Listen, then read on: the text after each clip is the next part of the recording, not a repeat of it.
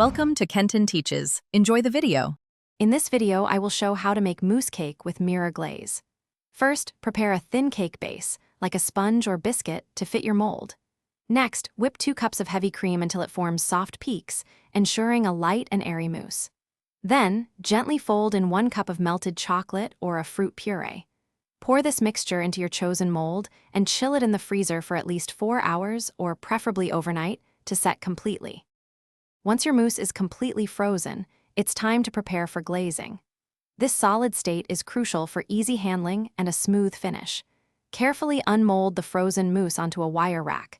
Make sure to place this rack over a baking sheet or parchment paper.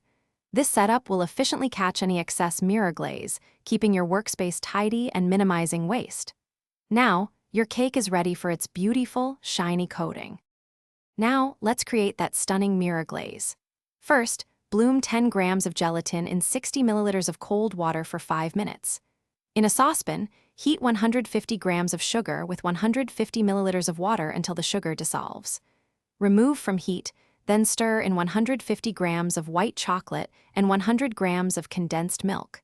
Finally, add the bloomed gelatin and your desired food coloring, blending until perfectly smooth. The moment of truth. Ensure your mirror glaze has cooled to between 90 and 95 degrees Fahrenheit. This temperature is key for a perfect pour. Place your frozen mousse cake on the wire rack and pour the glaze evenly over the entire surface, ensuring full coverage. Let the excess glaze drip off completely for about 2 to 3 minutes. Once set, carefully transfer your beautifully glazed cake to a serving plate, decorate as desired, and chill for at least 30 minutes before enjoying. Thanks for watching. Please subscribe if this video was helpful.